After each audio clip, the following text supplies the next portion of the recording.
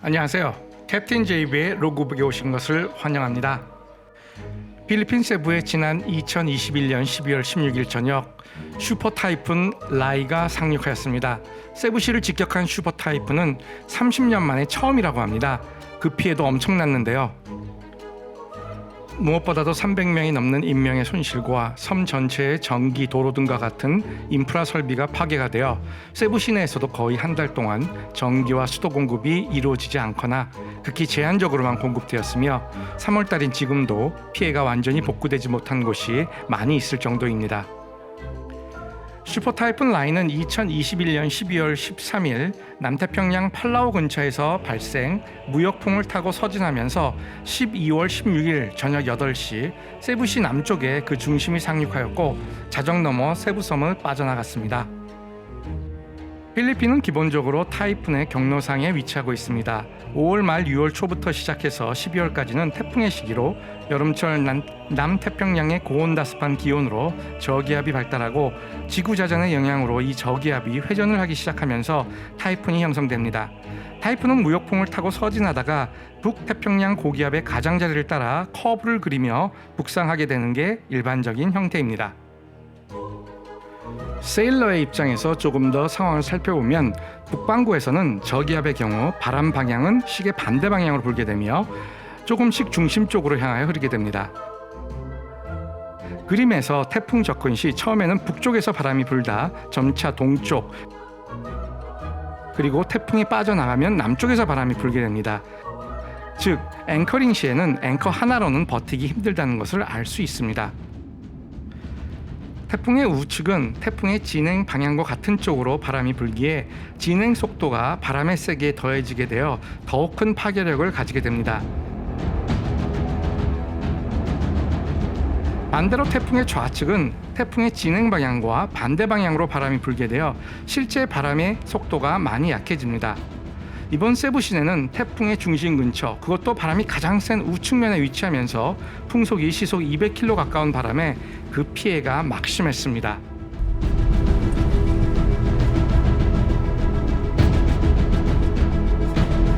타이푼 라이가 밤새 세부 시내를 훑고 지나간 후 날이 밝자마자 친구의 안위를 알아보기 위해 차를 몰고 나갔습니다. 동네 앞 나무들이 쓰러져 있길래 슈퍼 타이푼이었으니 그럴 수도 있겠다 싶었는데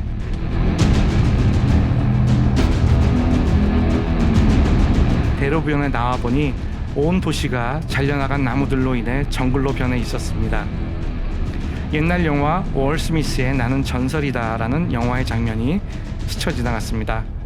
거리에는 망연자실한 사람들이 나와 피해 상황들을 살펴보고 있었고 통행이 어려운 차로에는 지나다니는 차들도 거의 없었습니다.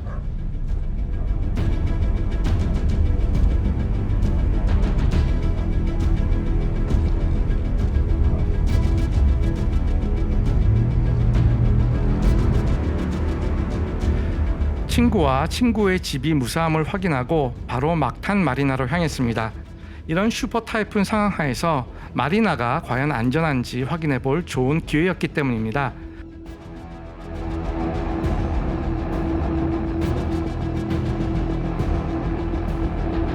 도로변에는 콘크리트 전봇대들이 다 쓰러지고 실제로 반으로 부러져 있었습니다. 이건 태풍이 아니라 마치 지진 피해를 입은 것만 같았는데요. 아니 어떻게 콘크리트로 만든 전봇대들이 부러질 수 있는 건지 이해가 안 되었고 어젯밤 전 도시에 걸쳐서 끊임없이 땅에서 하늘로 올라가던 푸르스름한 번개불들처럼 보였던 게 사실 전봇대의 변압기들이 터지면서 일으키는 파란색 불꽃이었다는 것을 알게 되었죠.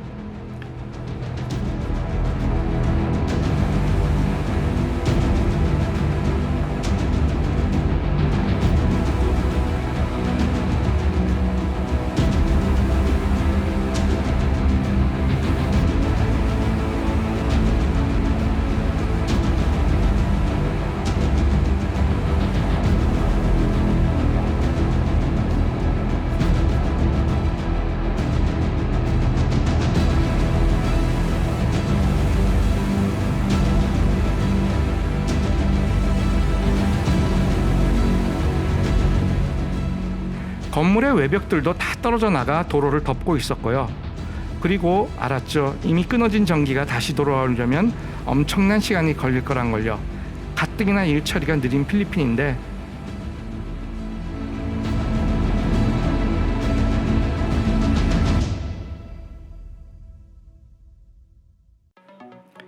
막탄섬에 도착하니 역시 도로는 잔해들로 덮여 있었고 아이슬란드 센트럴 막탄몰의 피해가 심해 보였습니다.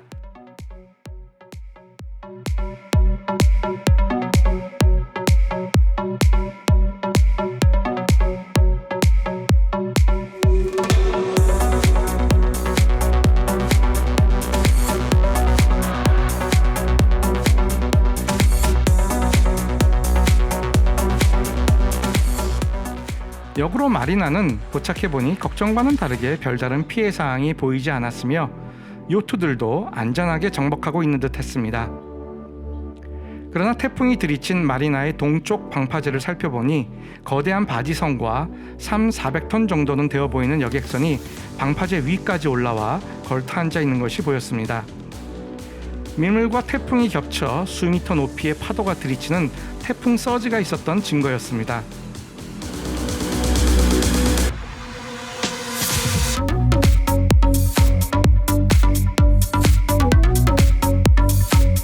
방파제 쪽에 바로 붙어있던 요트도 세일이 다 찢어지고 붐이 완전히 돌아가 있었고 딩기 라인도 파손되어 있는 피해를 확인할 수 있었습니다만 대체적으로 다른 요트들은 안전하게 보호되어 있었습니다. 마리나 밖에 무어링이나 앵커링 되어 있던 선박들은 다 떠내려가서 여기저기 해안선에 올라가 있는 것을 볼 수가 있었습니다.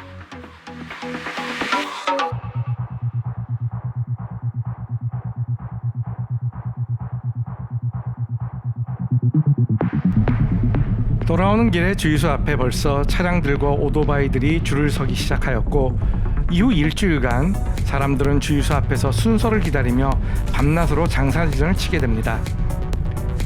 일단 전기가 끊어지면 모든 펌프가 멈춥니다. 물펌프가 중단되고 주유소 펌프가 멈추고 화장실도 이용할 수 없습니다. 전화기 충전도 힘들어지고 신용카드도 사용할 수 없으며 은행의 ATM이 멈추어 현찰을 찾을 수 없게 됩니다. 그리고 부수적으로는 냉장고 내 모든 음식들을 버리게 됩니다.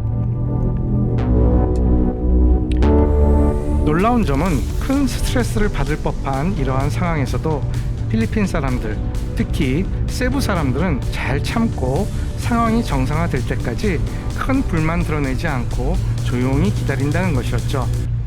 한국 같으면 아무리 천재지변이라도 한 달 동안 전기 안 들어온다고 하면 한전 욕하고 정부 욕하면서 서로 잘잘못 따지면서 엄청 시끌시끌 했을 텐데요. 어느 나라나 위기에 대응하는 방식도 다양하고 다 장단점이 있는 듯 합니다. 한 달 넘게 전기와 인터넷이 안 되면서 오미크론까지 걸리자 장기간 업로딩을 하지 못하다가 이제야 유튜브를 다시 시작하게 되었습니다. 다시 한번 힘내서 열심히 해보도록 하겠습니다. 감사합니다.